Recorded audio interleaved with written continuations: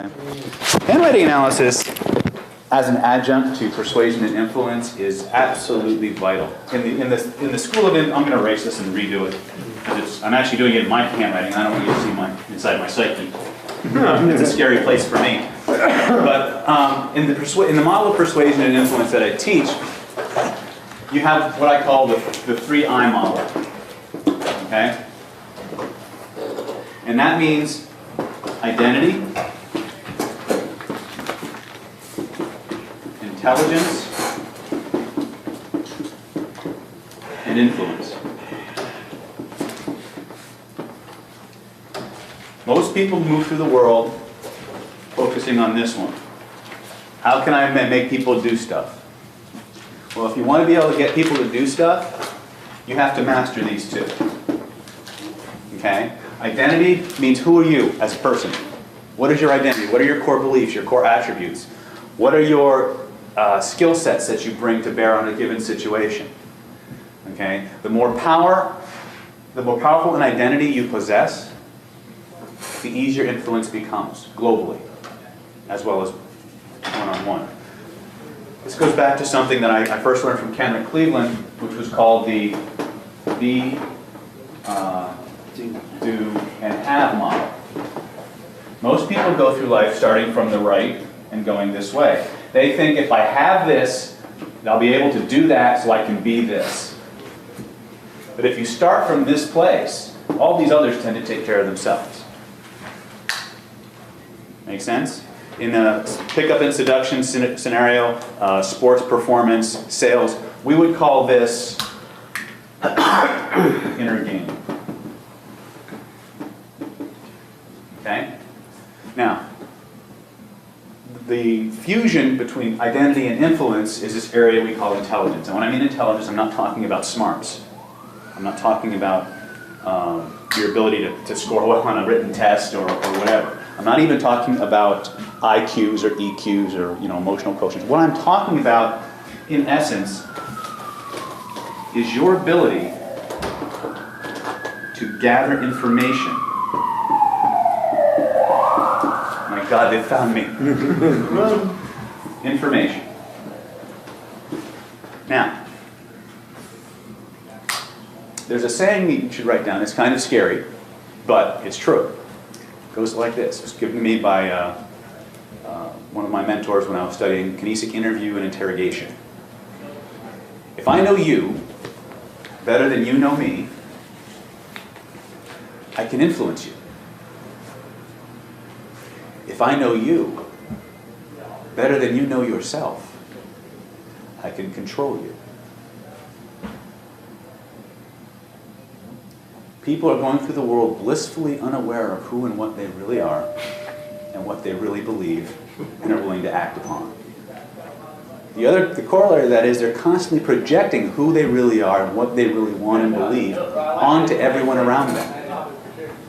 If you have enough sensory acuity, the person you're speaking with will tell you everything you need to know to make them pretty much do whatever you want and have them feel good about it. That's the key to the persuasion model that I teach. Come on in, ladies and gentlemen. Oh my God, he brought cake. Someone's birthday. Come on in. This shirt's more remarkable though. That's the key. There's a lot of people who have an understanding of these skills who are moving through the world just taking things from people and leaving shattered remains and abused people and hurt feelings everywhere they go. I'm going to suggest that there's a better way. Go through the world making everybody you interact with feel tremendously good. Showing them how to get exactly what they want and linking it to helping them help you get what they want. And you're going to discover very, very quickly that you don't have to use a tremendous amount of influence. In fact, the more information you gather about the people, situations, and environments you're going to be working in, the less influence you have to wield consciously. Okay? It's the difference between karate and aikido or aiki jiu-jitsu. In karate, we're going to sit there, we're going to block, we're going to punch, we're going to knock you down. Tai Chi, aikido, the guy's coming at me, we're just going to move a little bit, and then we're going to go, ding, and he's going, whoa! And he'll put himself where we want him to go. Because that's where we want to do anyway. Make sense? I use a lot of martial metaphors because I'm a martial artist. Deal with it. All right. But information or the intelligence part of the I3 model that I'm talking about is really one of the most powerful segments. You can do influence without it. I mean, you can just throw random techniques out there and you'll get some effect. But if you want the most bang for your buck, if you want the most return on your investment, you have to pay attention to the people you are dealing with. Even more fundamental to that, you have to pay attention to the person you are inside. Take an accurate inventory of your strengths, your weaknesses, your beliefs, the things you're willing to do, the things you're unwilling to do. Your physical appearance versus how you, and in terms of physical appearance, and I'm going to go globally with attractiveness. Attractiveness is extremely subjective, but here's the bottom line on this. It's an ugly truth about attraction and attractiveness. Good-looking or attractive people get more stuff. Period. In test after test, attractive people, people who are perceived as being attractive, get more stuff. I didn't write the rules, I just made the report. But once you accept that and understand it and act upon it as if it were actually true, then you know where to start in terms of your identity. Start improving your appearance and attractiveness based on, important, the areas and environments in which you are going to be operating. Okay? If the ladies came to tonight's workshop dressed in really short skirts and high heels and halter tops, the guys would have a ball, but it really would be a very different, it wouldn't be an appropriate outfit for this kind of environment. By the same token, if we go to a nightclub in a tuxedo, we're going to look extremely out of place. No matter how good we look, we don't fit. Does that make sense? Now, I'm going to lapse even further with this, since I do a lot of work in helping guys and gals improve their relationships. And everybody here ever heard of a book called The Game? Yeah. Okay. The guy from LA. Yeah, the guy from LA. Neil Strauss. Yeah, who is a master at sucking you into his world, by the way. Really is. He's very good. There was this concept that came out called peacocking. Anybody ever heard that term, peacocking? Yeah. Raise your hands. Raise your hands, thank you. This means yes, this means no, this means oh shit, he's going to call on me. I changed it, see? Now the concept was actually the whole idea of dressing in such a way that you attract attention to yourself.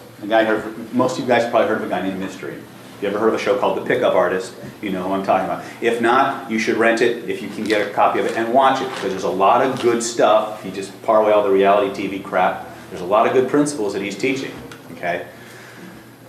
Peacocking is the idea that you want to dress in such a way that you attract attention, that you seem somehow you want to be the 800-pound gorilla in the room.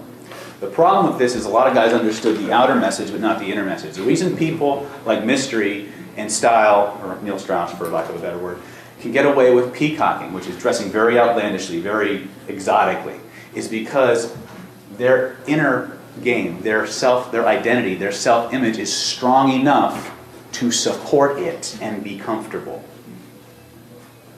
If you do not have a strong enough self-image, the clothes wind up wearing you, and you wind up looking like a moron. To be kind. You look like somebody trying to be somebody. And believe me, that comes across. Okay? So, remember when we're talking about influence, and we're going to work on a very small segment, but it's a nuclear-powered small segment tonight. And that's hypnotic language patterns. Okay? Now, Kip, I would like to introduce Kip Rohde. He's been a good friend of mine for many, many years. He was actually my first assistant organizer here with the NLP Power Group. And he has a chiropractic office out in Poway, so if you ever need to be fixed and you're out that way, stop in and Kip will take care of you. Kip has been through this lecture probably more times than he ever wants to admit. Okay? But he's very, very good at what he does. So by all means, if you get a chance to work with him today, please do so. We're going to be talking about 7 specific language patterns. Now, this takes into consideration that you know all the other things that I've been talking about. You have an understanding of identity. You have an understanding of the importance of gathering intelligence about the people that you're dealing with. We cover that very in-depth in CPI and even more in-depth in our Killer Influence programs. And we will be doing some workshops that serve as an introduction to those particular skills, specifically sensory acuity and calibration for in the future.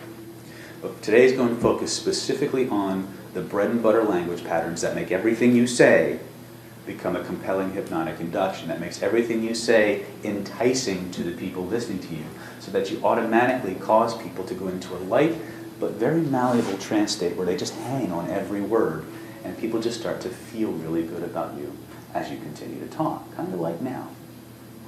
Come back to the room. All right, so everybody bring paper today? Good, because you're going to be doing some writing. Today's segment is called Stealth. I think that's just a really cool name, but it does actually stand for something.